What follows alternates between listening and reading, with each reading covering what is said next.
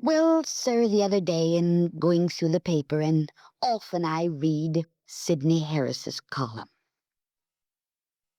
But suddenly I find myself reading something that was so full of truth, I want to give you a part of it. He begins the article with a question. What's wrong with the world? And of course, you can ask 1,000 people that question, and you'll get 1,000 different answers. And everybody knows exactly what's wrong with the world. Everybody has his own personal opinion.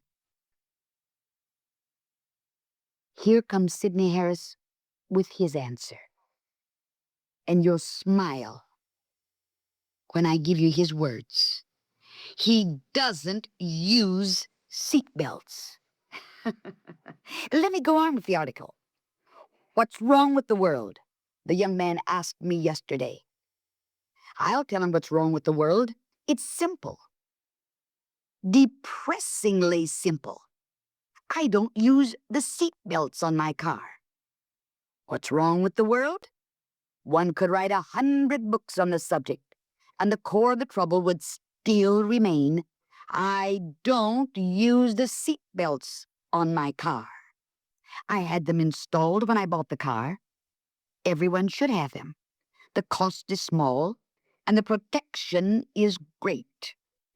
But I have never used them, not once.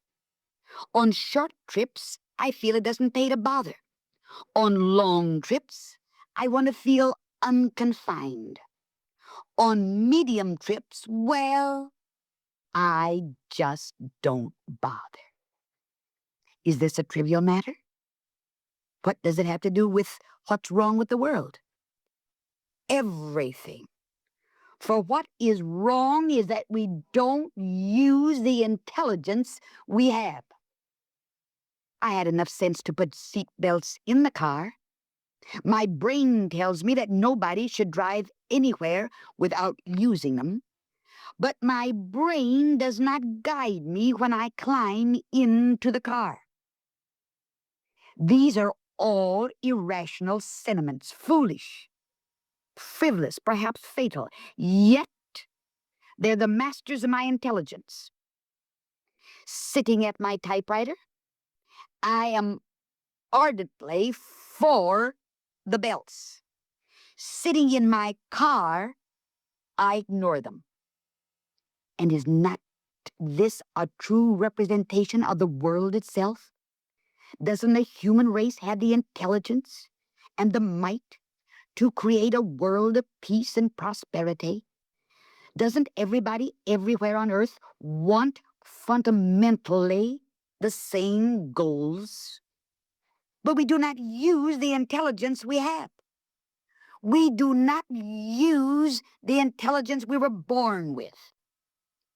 In 3,300 years of civilization, there have been 8,000 peace treaties, each designed to prevent war, and each has lasted an average of 2 years.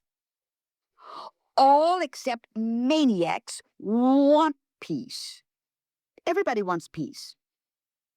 Men everywhere want peace. But we will not wear the safety belts that can prevent war. You know something? I thought that article by Sidney Harris was a knockout. Pure logic. Men and women are not using the intelligence they were born with. It's true. Do you want to know something? This age, the generation in which you and I are living, is like thoughtless children, believing that the toyland of material wealth was a sufficient world. Mentally, we believe that God exists. I believe that men and women everywhere believe that God exists. We believe him mentally to be the mighty creator, the creator of this universe.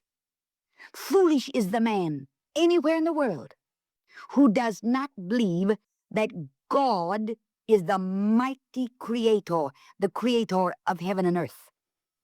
And were you to speak with an intellectual, he would agree that there is a supernatural power that literally holds creation together. Mentally, we believe that. We're not atheistic. We believe in God as a creator.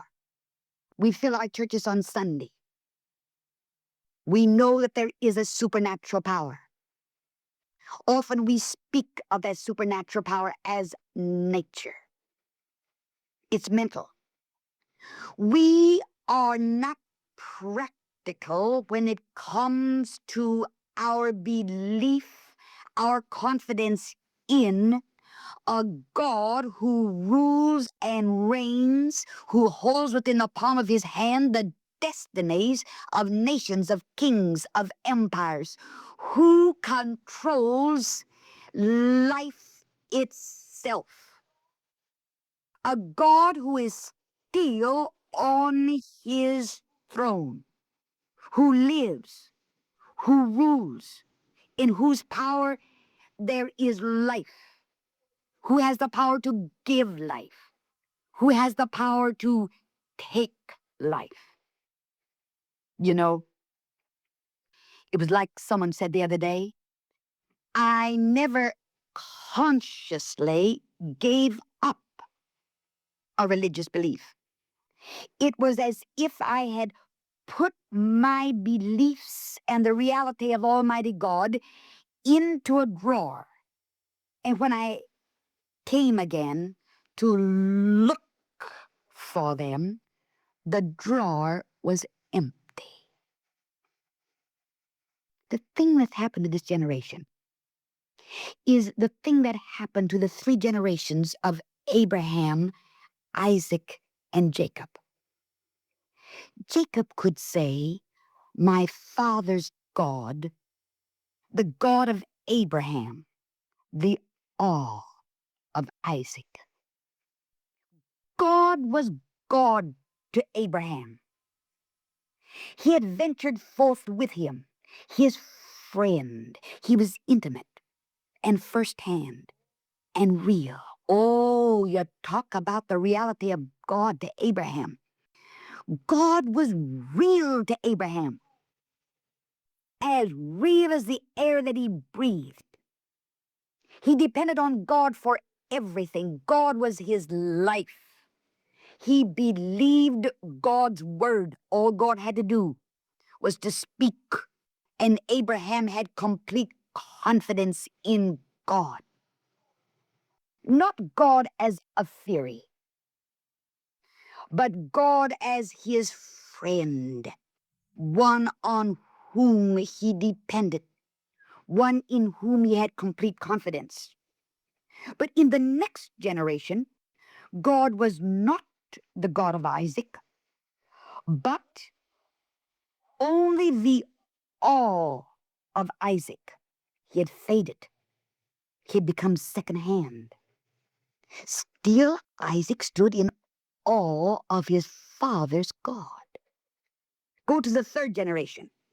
In the 3rd generation, in Jacob, the result of this gradual fading of God began to be shown in the decaying morals of Jacob. Moral rottenness appeared. He stole his brother's birthright. He was ready to take the main chance without regard to God whatsoever. Do you know something, beloved? The same things have happened to us in exactly the same way. Our forefathers had a first-hand experience of God through the evangelical revival. Our forefathers, standing there on American soil for the very first time, pledged their eternal allegiance to God, pledged their faith to God. They came over here in the first place because of their religious belief, because of their complete faith and confidence in Him,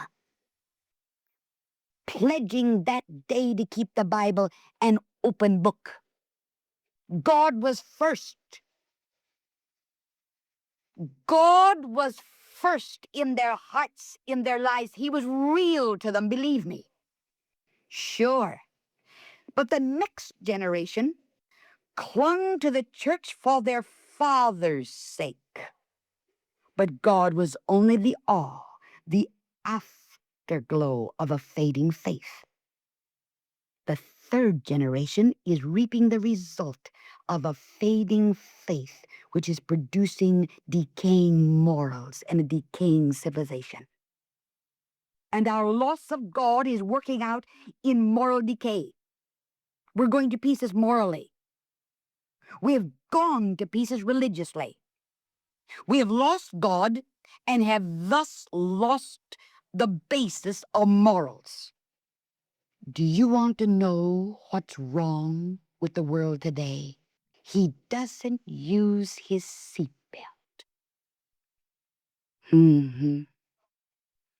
God has only become mental with men and women. If my people, which are called by my name, shall humble themselves and pray. Use the seatbelt, man. Little lady, we've got to come back and use the seatbelt. Oh, mentally it's there. Sure. When we talk about God fading out, you'll say, Miss Kuhlman, but on Sunday morning our churches are filled. Yes, but not with men and women who have a complete, a perfect confidence in Almighty God. We have more churches than we've ever had before. We have better educated men standing behind those pulpits than we've ever had before. But there's less faith in the hearts of people than there has ever been. There's less honest to goodness reality than we've ever had before. There is less born-again experiences in the lives of men and women. There are fewer altar calls. There's less of old-fashioned revival fires burning. There's less of Holy Ghost reality than we've ever had before in our churches. It's mental instead of the actual reality. If my people, which are called by my name, shall humble themselves and pray, not saying prayers, getting down in true repentance and pray, and seek my face and turn from their wicked ways. Beloved, this will do more for our nation than all the peace conferences, than all the peace treaties that we have ever known, than we have ever experienced. No nation is stronger than her spiritual forces. Our nation, the United States of America, is no stronger this hour than her spiritual forces. Then, God says, will I hear from heaven and will forgive their sins. Is that all? No. And will heal their land. That comes from the highest authority in heaven and earth. And unless we accept it, you and I are going to have to pay the price. And the price is going to be a mighty costly price that we're going to have to pay.